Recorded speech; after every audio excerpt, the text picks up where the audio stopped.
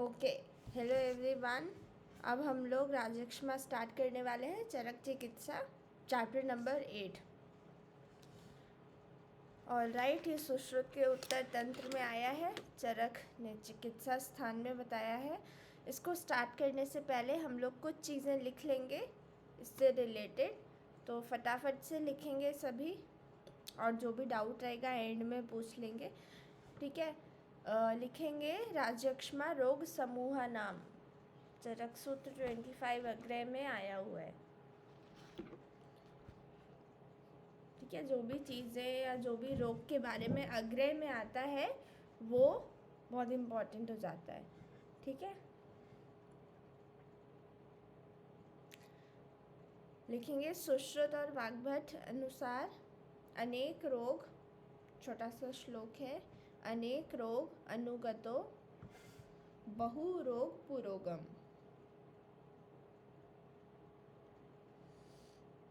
Ma'am वो फिर से एक बार रिपीट करिए जोर से। राजयक्ष्मा रोग समूह नाम,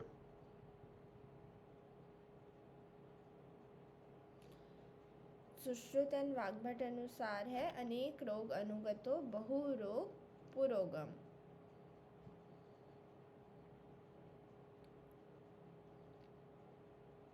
अष्टांग हृदय अनुसार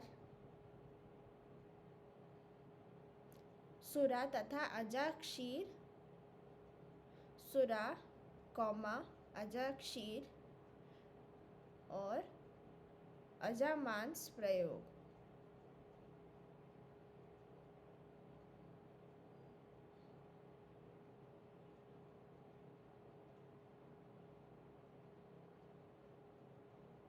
ठीक है। नेक्स्ट भाव प्रकाश का लिखेंगे, मलायतम तु बलम पुंसाम, मलायतम तु बलम पुंसाम।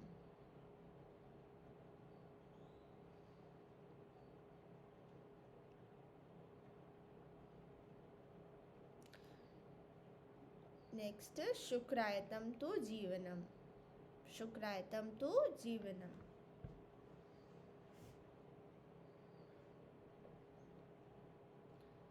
एक योग रत्नाकर का मत भी लिखेंगे,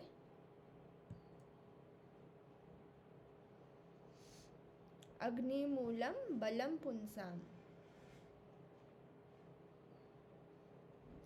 अग्निमूलम बलम पुंसाम रेतो मूलम च जीवनम।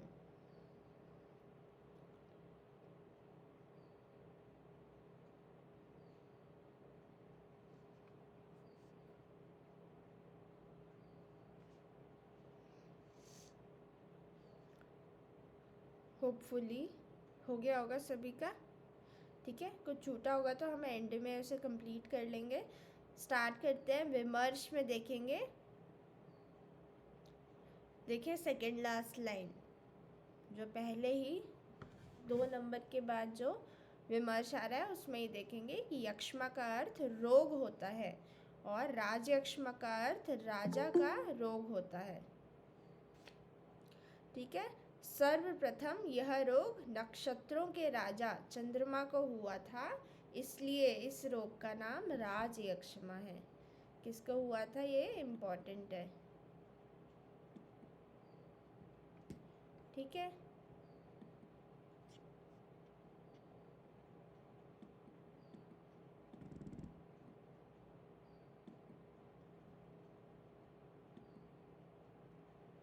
तो याद रखना है।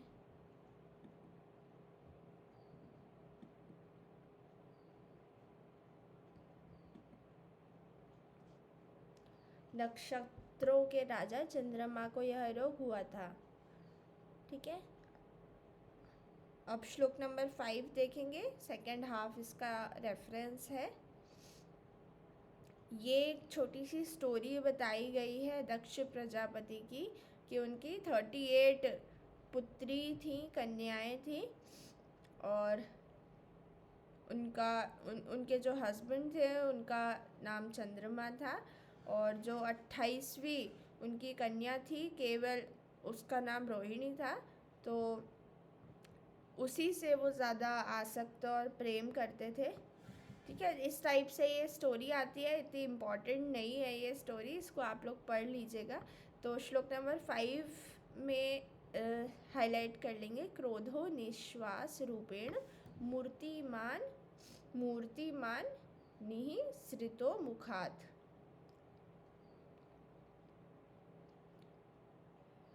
सिर्फ इतना ही इसमें हाईलाइट करना है।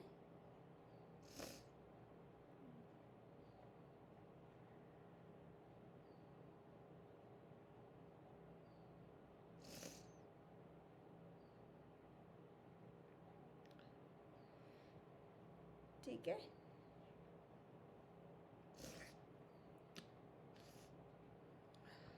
तो उन्होंने, जब कन्याओं ने उनके पिता से शिकायत की तो उन्होंने उनको श्राप दिया था। लास्ट लाइन में आप लोग देख सकते हैं कि फलस्वरूप रजोगुण से युक्त निर्बल चंद्रमा में क्रोध स्वरूप देहधारी उस व्यक्ति ने रोग के रूप में प्रवेश कर लिया। ठीक है, और चंद्रमा रोग से पीड़ित हो गए।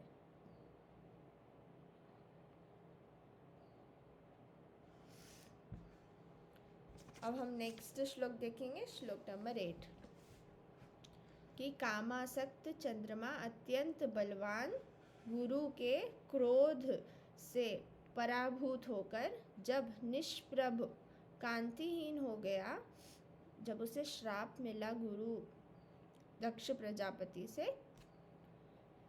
तब देवता और देवियों के साथ लेकर गुरु अश्वचूर दक्ष प्रजापति के शरण में गया। ठीक है, ये अश्वचूर याद रखेंगे, गुरु का नाम।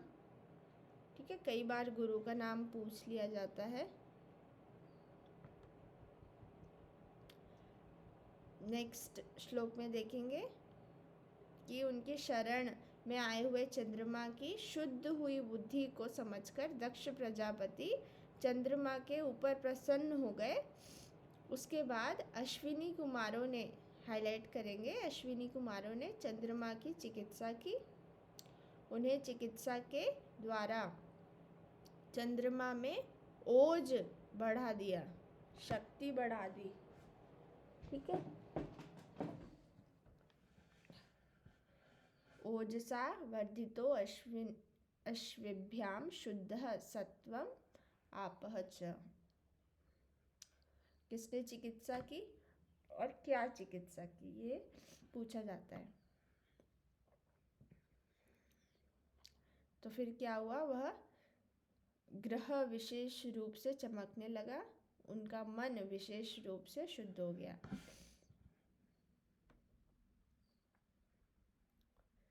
क्या पर्याय दिए हुए हैं, ये पर्याय इंपॉर्टेंट है।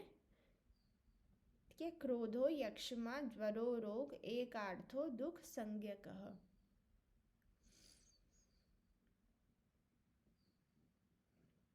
ठीक है, 5 पर्याय हैं, क्रोध, यक्षमा, ज्वर, रोग, दुख। ये 5 पर्याय हैं। वाग्भट वाले पर्याय लिखेंगे, शोष, क्षय, राजयक्षमा और रोग राट। रोग राट, रोग राट हमने कौन सी व्याधि में पढ़ा था, किसी को याद है? ज्वर। गुड।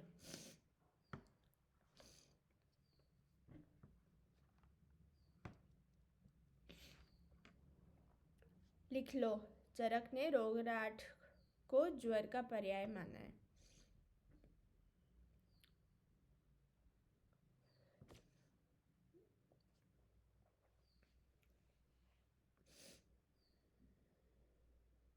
मैम ये 5 पर्याय किसके अनुसार बताए थे? वाग्भट, शोष, क्षय, राजयक्षमा और रोगराट।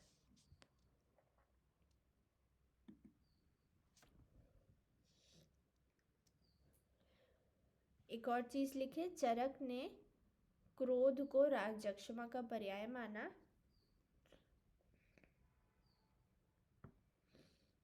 लेकिन वाग्भट ने ज्वर का।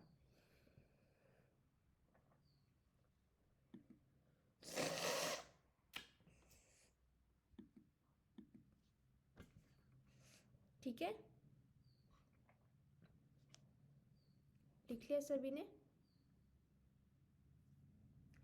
अब हम निदान देखते हैं। 4 कारण बताए हैं। राजयक्षमा एक बहुत ही इम्पॉर्टेंट डिजीज़ है जो कि आप लोगों ने सुना होगा। HIV एड्स है ना, उसको हम कौन सी डिजीज़ से कोरिलेट कर सकते हैं, तो वो राजयक्षमा ही है।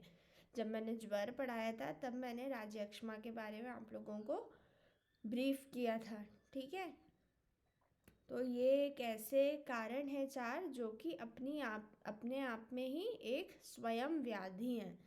ठीक है, तो ये काफ़ी इम्पोर्टेंट हो जाते हैं। ये देखेंगे श्लोक नंबर 13।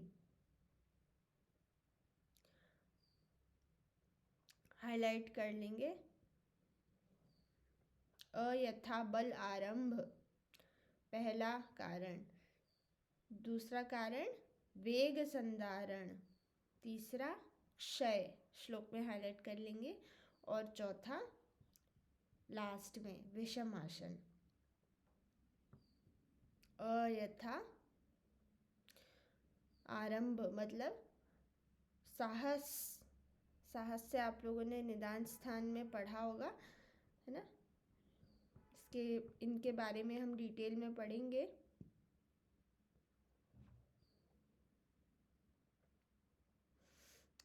एक चीज़ लिख लेंगे, इनको विप्रकृष्ट में रखा गया है। विप्रकृष्ट, सन्निकृष्ट, विप्रकृष्ट, व्यभिचारी, प्राधानिक, ऐसे 4 प्रकार के निदान होते हैं, तो विप्रकृष्ट में रखा गया है। ठीक है, आप लोगों ने पढ़ा होगा ये निदान स्थान में, फर्स्ट चैप्टर में ही आया हुआ है ज्वर में। ठीक है, अब हम देखते हैं क्या क्या चीज़ें हैं साहस में।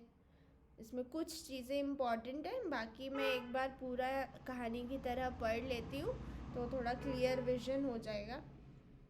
ठीक है, जो भी काम अपने दम से ज़्यादा करना, कोई भी काम हो सकता है वो शारीरिक मानसिक, तो अधिक शक्ति वाले पुरुष से युद्ध, अत्यधिक काल तक उच्च स्वर से अध्ययन करना, अत्यधिक भार उठाना, अत्यधिक सहसा रास्ता चलना, लंघन करना, प्लवन ज़्यादा तैरना, उच्च स्थान से गिर जाना, अधिक चोट लगना, दूसरे प्रकार के अत्यंत साहस जो अपनी शक्ति से अधिक हो, ऐसे जो भी कार्य जो बस के ना हो।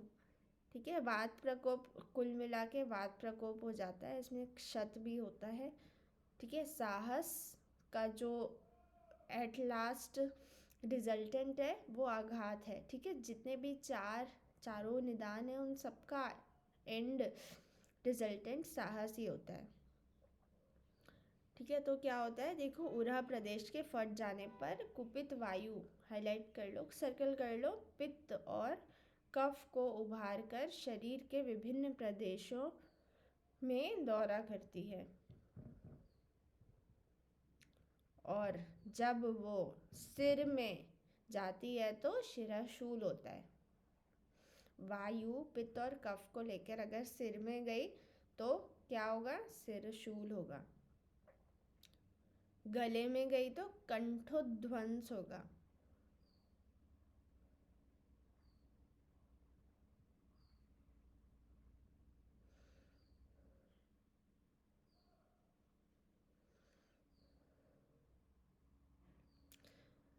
ठीक है, कंठ का विकृत होना,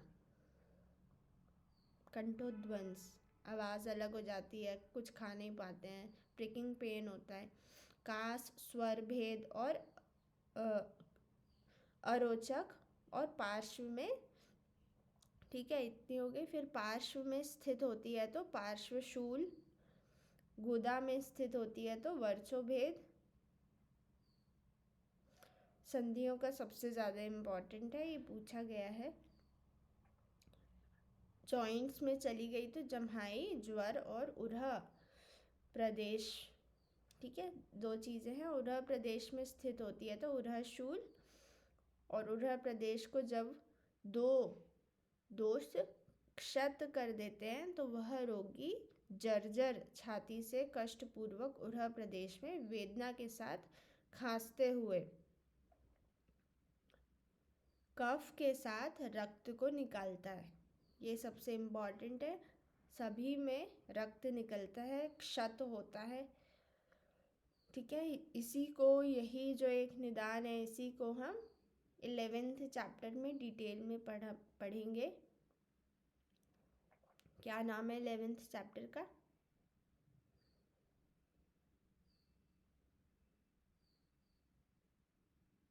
चिकित्सा मध्य। तो यही एक सिंगल निदान पे पूरा चैप्टर बना दिया है। ठीक है, तो साहस करने से उत्पन्न राजक्षमा इन उपर्युक्त एकादश लक्षणों के साथ उत्पन्न होता है। चारों ही निदानों में एकादश लक्षण बताए हुए हैं, थोड़ा थोड़ा सा डिफरेंस है बस। मैं आप लोगों को भेजूंगी तो थोड़ा टाइम बच जाएगा हम लोगों का। ठीक है, नेक्स्ट देखेंगे सेकंड वेग संधारण। एक टेबल भेजूंगी मैं ग्रुप में। वेग संधारण तो वेग संधारण ये भी एक इम्पॉर्टेंट पॉइंट है कि सुबह अगर हम लेट उठते हैं तो भी वो अनकॉन्शियसली वेग संधारण हो जाता है। जो वेग निकालने का काल है, निःसरण काल है, वो प्रातः काल सूर्योदय के 1 घंटे पहले से सूर्योदय तक होता है। ठीक है, अगर हम सोते रहते हैं तो भी अनकॉन्शियसली वेग संधारण हो जाता है, और जितने भी उसके वेग संधारण जन्य रोग हैं उससे रिलेटेड वो हो जाते हैं। ठीक है, फिर हमें ऐसा लगता है कि ये क्यों हो गए, हम तो बहुत अच्छे से खाते हैं, एक्सरसाइज करते हैं, सब करते हैं। ठीक है, तो ये एक वन ऑफ द रीज़न है जो हमें नहीं पता होता। तो क्यों होता है वेग संधारण? लज्जा, है ना, घृणा के कारण। कई बार क्लासरूम में हम लोग बैठे रहते हैं, नहीं ऐसे नहीं हो सकता कि पूछे, या कुछ लगता है कि सब लोग क्या सोचेंगे। कई बार घृणा होती है, जो पब्लिक टॉयलेट्स होते हैं वो काफ़ी गंदी कंडीशन में होते हैं। और भय के कारण आई हुई अपान वायु मूत्र पुरीश के वेगों को रोक लेता है, तो वेगों को रोकने से कुपित वायु पित्त कफ को उभारती हुई शरीर के ऊर्ध्व, अधः और तिर्यक प्रदेश में गमन कर रोग उत्पन्न करते हैं। ठीक है,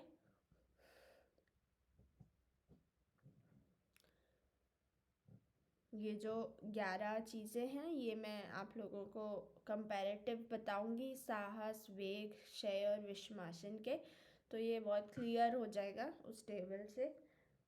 थर्ड देखेंगे धातु क्षय।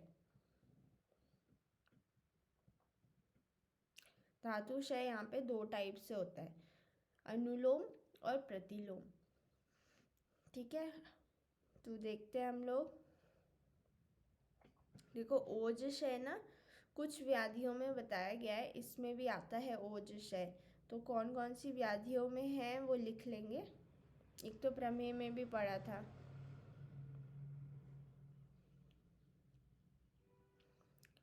पांडु,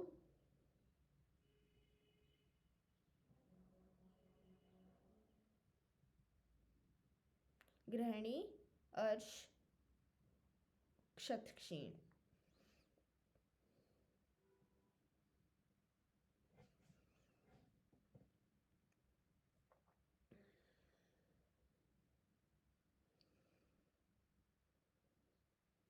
ठीक है, धातु क्षय में धातुओं का क्षय हो रहा है।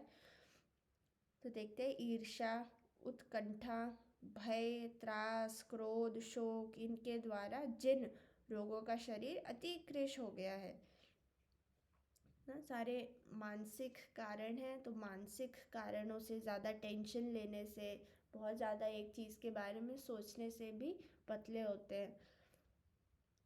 ठीक है, मेंटल फैक्टर बहुत इम्पोर्टेंट होता है कृशता और स्थूलता में भी, वैसे तो हर चीज़ में ही होता है।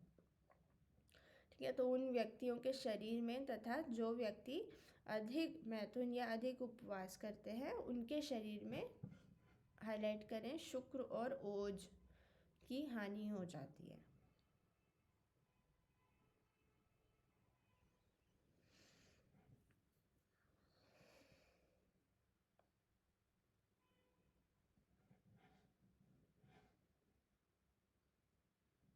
शुक्र और ओज ही शरीर के स्नेहांश हैं। उस स्नेह के क्षय हो जाने से वायु वृद्ध हो जाती है। फिर बस वायु वृद्ध हो गई, पित्त और कफ को अपने साथ लेके शरीर पर भ्रमण करती है। ठीक है, श्लोक नंबर 25 का फर्स्ट हाफ हाईलाइट कर लेंगे। ततः स्नेह क्षयाद वायुर्वृद्धो दोषावुदीयरन्।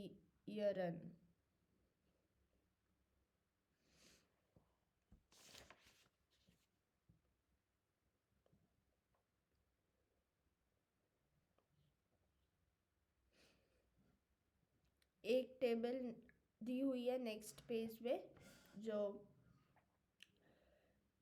11 चीज़ें हैं। तो टेबल ऑलरेडी दी हुई है, जो मैं टेबल भेजने वाली थी उसमें थोड़ा अलग दिया हुआ है, उसमें डिफरेंस स्पेसिफिकली बोल्ड लेटर्स में अलग से बताया हुआ है। तो आप चाहें तो इसमें ही टिक कर सकते हैं। ठीक है, बाकी मैं टेबल भी भेज दूंगी, वो तो तुरंत उसमें हाईलाइट हो जाता है। और ये चीज़ें अच्छे से पढ़ना है, याद कर लें तो और अच्छा रहेगा। ठीक है,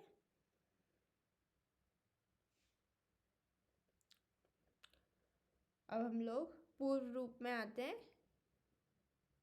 एक बार मैं वो टेबल भेज दूँ फिर मैं एक्सप्लेन करूँगी। सबसे पहले हम लोग पूर्व रूप में आ जाएंगे।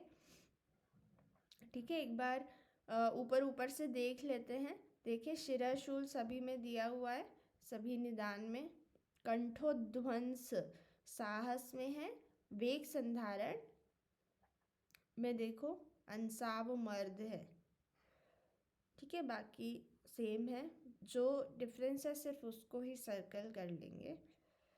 चौथे में देखो क्षय में स्वर क्षय दिया हुआ है, बाकी सब में स्वर भेद है।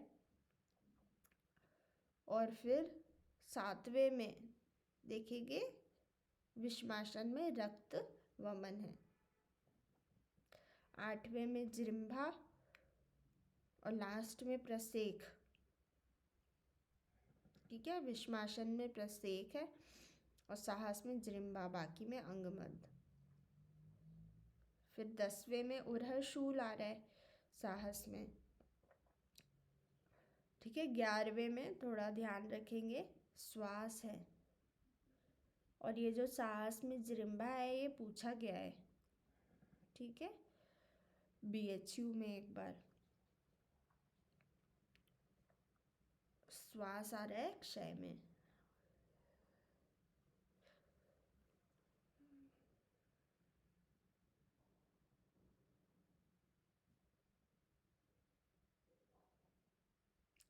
अब पूर्व रूप इसके काफ़ी इम्पोर्टेंट हैं। सिलेक्टेड चीज़ें कई बार पूछी गई हैं इसमें से श्लोक रख के, तो देखेंगे। पूर्व रूपम प्रतिश्यायो, पहली चीज़ इम्पोर्टेंट है। ठीक है, प्रतिश्याय पहला क्या बताया हुआ है, प्रतिश्याय। फिर दौर्बल्यम दोष दर्शनम, अदोषस्व अपि भावेषु काये विभत्स दर्शनम। दोष रहित वस्तुओं में भी दोष का दिखाई पड़ना। खाना अच्छा बना है फिर भी उसमें दोष निकालना, ये नहीं है, वो नहीं। ठीक है, अदोषेष्व अपि भावेषु। ठीक है, और शरीर में विभत्सता का दिखाई पड़ना, अर्थात शरीर के स्वच्छ रहने पर गंदा प्रतीत होना। बार बार वो क्या करते हैं, अपने हाथ धोते रहते हैं या साफ करते रहते हैं। ये एक डिसऑर्डर है, आप लोगों ने देखा होगा। ये मैंने कई बार मैक्सिमम लोगों में देखा है। मेरे एक टीचर थे, कंप्यूटर के टीचर थे मेरे स्कूल में, वो भी बार बार ऐसे करना, पैंट को ऐसे करना, सिर में ऐसे करना। तो ये एक डिसऑर्डर होता है, ठीक है। राजक्षमा ना हो तो भी ये अलग से डिसऑर्डर होता है। हमें ऐसा लगता है हम गंदे हैं, बार बार हम झाड़ते हैं, ठीक करते हैं अपने कपड़ों को, ठीक है। काये विभत्स दर्शनम घृणत्वम अश्नश्चापि बलमांस परीक्षये स्त्री मध्यमांस प्रियता। इसको सर्कल कर लेंगे, स्त्री मध्यमांस प्रियता।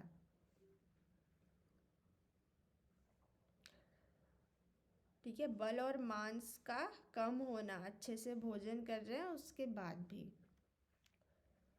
और स्त्री मध्य मांस, इनमें अधिक रुचि रहती है। और अपने शरीर को अच्छे वस्त्रों से ढके रहने की इच्छा होती है। प्रायः, हिंदी में देखेंगे, प्रायः अन्न और पेय पदार्थों में माक्षिक घुण, केश, तृण गिरना या दिखाई पड़ना। केश, नख का अधिक मात्रा में बढ़ना, ये इम्पॉर्टेंट है। ये मैंने प्रमेय में भी आप लोगों को बताया था। हाईलाइट कर लेंगे 3rd लाइन में, 2nd हाफ में, लास्ट में, केशानाम नखनाम च अभिवर्धनम। ठीक है, प्रमेय में भी पढ़ा था हमने ये। फिर हाईलाइट करेंगे 4th लाइन में, 2nd हाफ, स्वप्ने केश स्थिरा शिनाम भस्मनश्च अधिरोहणम।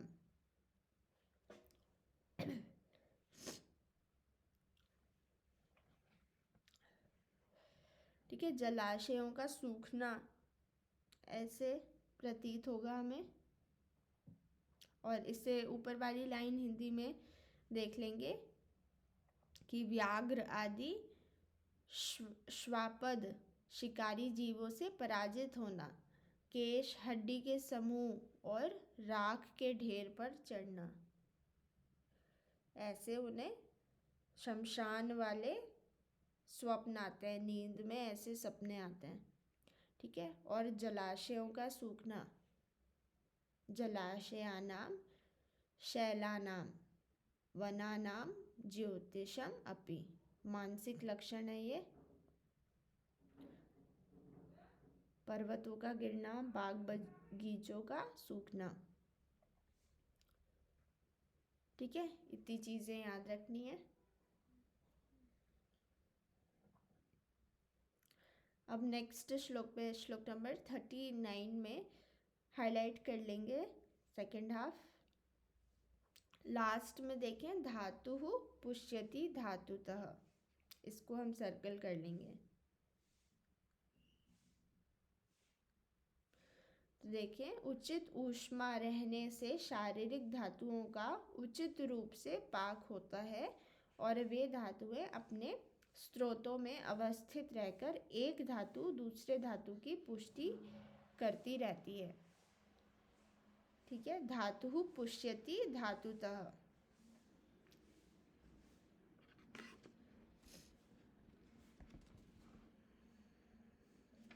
तो इसलिए इसमें मल की रक्षा का विधान भी बताया हुआ है, क्योंकि इसमें हमने अभी देखा कि अग्नि बिल्कुल कम रहती है। जब अग्नि कम रहती है तो खाने का डाइजेशन, प्रॉपर एब्जॉर्प्शन नहीं हो पाता।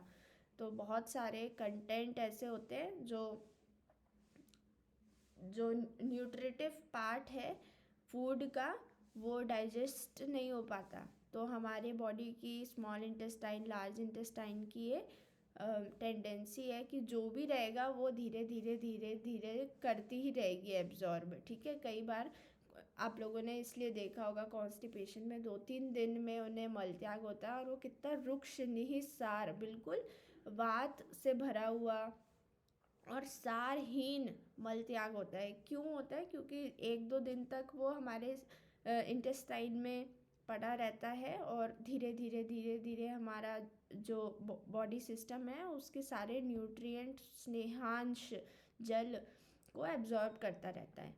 ठीक है, तो इसलिए राजयक्ष्मा में मल की रक्षा बताई है कि वो वहाँ रहेगा तो थोड़ा थोड़ा थोड़ा थोड़ा वो एब्जॉर्ब करता रहेगा। ठीक है, क्योंकि पहले अग्नि नहीं है, अगर अग्नि अच्छी होती तो राजयक्ष्मा नहीं होता। ठीक है, तो काफ़ी उसमें तत्व होते हैं। ठीक है, बहुत सारे ऐसे मिनरल और आयन होते हैं मल में जो कि हमें एनर्जी प्रोवाइड करते हैं, इसलिए मल त्याग मना किया गया है। यही श्लोक में दिया हुआ है, विड बल की रक्षा करना है। ठीक है, ये इम्पॉर्टेंट चीज़ है कि राजयक्ष्मा से उत्पन्न हो जाने के बाद खाया हुआ अन्न पान जो कोष्ठ में रहता है उसको अग्नि पचाती है, किंतु पचा हुआ वह अन्न रस प्रायः मल बन जाता है। उसमें से कुछ थोड़ा भाग ओज बन जाता है। तात्पर्य यह है कि अन्न रस पूर्ण रूप से मल ही बन जाता है। ठीक है, एज इट इज़ वो बिना डाइजेस्ट किए नीचे चला जाता है। आगे से रक्त धातुओं का निर्माण नहीं हो पाता। अभी हमने पढ़ा एक धातु दूसरे धातु का पोषण करती है, तो रस ही नहीं बन रहा है तो रक्त कैसे बनेगा, है ना। फिर हमारा शुक्र कैसे बनेगा, शुक्र से ओज कैसे बनेगा। ठीक है, ओज और शुक्र की कमी होती है राजयक्ष्मा में। ये हमने उस स्टोरी से पढ़ा था, चंद्रमा को यही रोग हुआ था। ठीक है, तो आगे के रक्त धातुओं का निर्माण नहीं हो पाता। ऐसी अवस्था में राजयक्ष्मा रोग से पीड़ित व्यक्तियों के पुरीश की रक्षा विशेष तौर से करनी चाहिए, क्योंकि संपूर्ण धातुओं के क्षय हो जाने से पीड़ित यक्ष्मा के रोगियों का बल पुरीश के ही बल पर आश्रित रहता है। सर्व धातु क्षयार्थस्य बलम तस्य ही विडबलम। ये पूछा जाता है कौन से व्याधि से रिलेटेड है। ठीक है,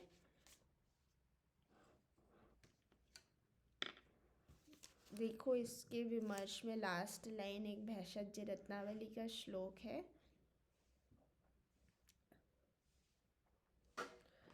शुक्रायतम बलम पुंसां मलायतम तु जीवनम तस्मात् यत्नेन संरक्षयेत् यक्ष्मिणो मलरेतसि।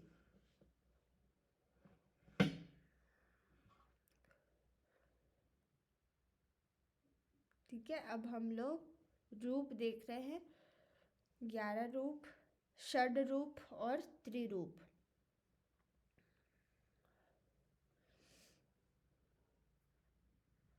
देखते हैं फटाफट से 11 रूप देखेंगे। क्या क्या चीज़ें हैं? काश, अंशताप, स्वरभेद, ज्वर, पार्श्वशूल, शिरशूल, रक्त वमन का, कफ का वमन, श्वास, अतिसार, अरुचि। ठीक है, ये 11 लक्षण है। सुश्रुत और चरक का थोड़ा डिफरेंस रहता है। त्रिरूप में आप लोग लिख लेंगे कि काश्यप ने नहीं बताया है। त्रिरूप है श्लोक नंबर 52। ठीक है,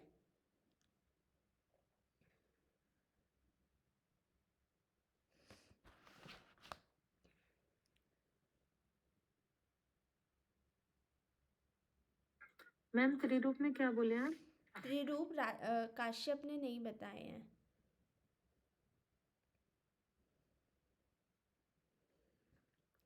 जो श्लेष में छर्दन है चरक का, उसके स्थान पे कंठोध्वंस माना है। और श्वास है, श्वास जो 9वें नंबर पे है उसकी जगह दाह माना है। कंठोध्वंस और दाह अलग माने हैं, श्लेष में छर्दन और श्वास नहीं माने हैं सुश्रुत ने।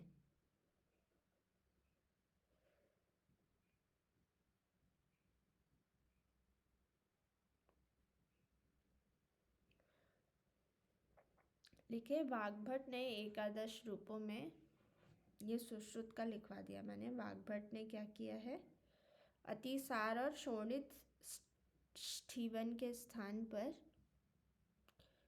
विडभ्रंश और विडशोष माने हैं। विडभ्रंश और विडशोष, अतिसार और शोणित स्ठीवन।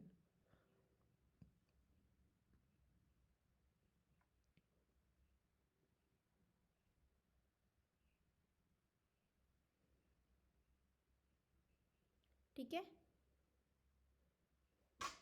आज हम लोग एकादश रूप ही करेंगे, इसको सब लर्न करके आएंगे। बाकी षड रूप भी याद करने हैं। ठीक है, आज हमने जितना भी किया है वो एक बार अच्छे से पढ़कर आएंगे।